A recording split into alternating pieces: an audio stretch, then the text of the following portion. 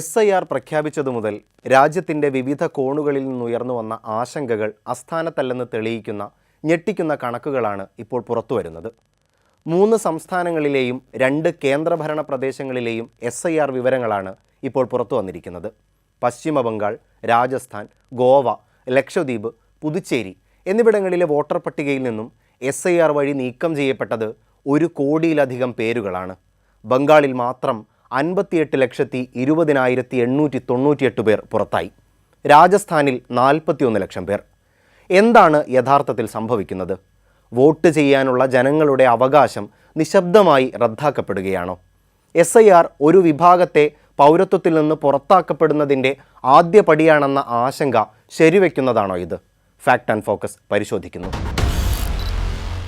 ദേശീയ തെരഞ്ഞെടുപ്പ് കമ്മീഷൻ നടത്തുന്ന SIR അഥവാ സ്പെഷ്യൽ ഇൻറ്റൻസീവ് റിവിഷൻ എന്ന പ്രക്രിയയുടെ ഫലമായി പുറത്തുവന്ന കരട് പട്ടികയിലാണ് ഈ മാസ് ഡിലീഷൻ അഥവാ കൂട്ടത്തോടെയുള്ള വെട്ടിനിരത്തൽ നടന്നിരിക്കുന്നത്. ഔദ്യോഗിക കണക്കുകൾ പ്രകാരം ഈ 5 സംസ്ഥാനങ്ങളിലെ ആകെ വോട്ടർമാരുടെ 7.6% ആളുകളെയാണ് ലിസ്റ്റിൽ നിന്ന് ഒഴിവാക്കിയിരിക്കുന്നത്. പുറത്തുവന്ന ലിസ്റ്റിൽ കൂടുതൽ ജനസംഖ്യയുള്ള 2 സംസ്ഥാനങ്ങളാണുള്ളത്. പശ്ചിമ ബംഗാളിൽ 58 ലക്ഷം പേരാണ് പുറത്തായത്. രാജസ്ഥാനിലാകട്ടെ 41 ലക്ഷം പേരും.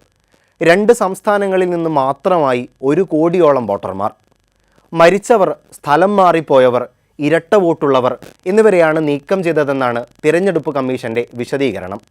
ബംഗാളിൽ നിന്ന് പുറത്തുപോയ 58.2 ലക്ഷത്തിൽ 1.38 ലക്ഷം പേർ മാത്രമാണ് ഇരട്ട വോട്ടുള്ളവർ. അപ്പോൾ ഈ 2 സംസ്ഥാനങ്ങളിലായി 1 കോടിയോളം പേർ പെട്ടെന്ന് മരിക്കുകയോ സ്ഥലം മാറുകയോ ചെയ്തു എന്നത് വിശ്വസനീയമായി കരുതാനാകുമോ? ഇവിടെയാണ് ഷിഫ്റ്റഡ് എന്ന കെണി ഒളിഞ്ഞിരിക്കുന്നത്.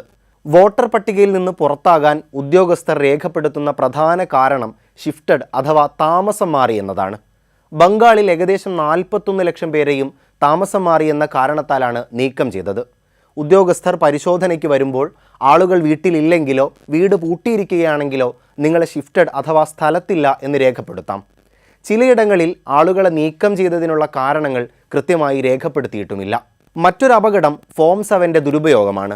ഒരാളുടെ പേര് വോട്ടർ പട്ടികയിൽ നിന്ന് നീക്കം ചെയ്യാൻ മറ്റൊരാൾക്ക് അപേക്ഷ നൽകാവുന്ന ഫോമാണിത്.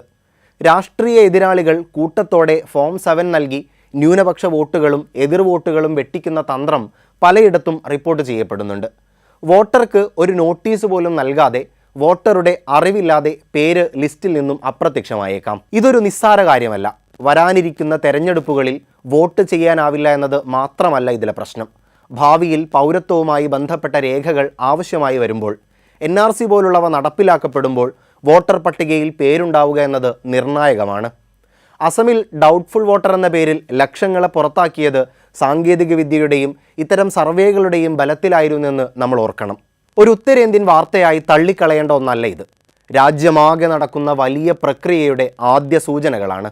കരട് പട്ടികയിന്മേൽ പരാതി നൽകാനുള്ള സമയം വളരെ പരിമിതമാണ് എന്നതും വലിയ ആശങ്കകളാണ് ബാക്കിയാക്കുന്നത്. ജനാധിപത്യത്തിൽ പൗരൻ്റെ ഏറ്റവും വലിയ ആയുധം വോട്ടാണ്. ഒരു വ്യക്തി പോലും ആ അവകാശത്തിന് പുറത്തു പോകുന്നതിന് നീതീകരണമില്ല.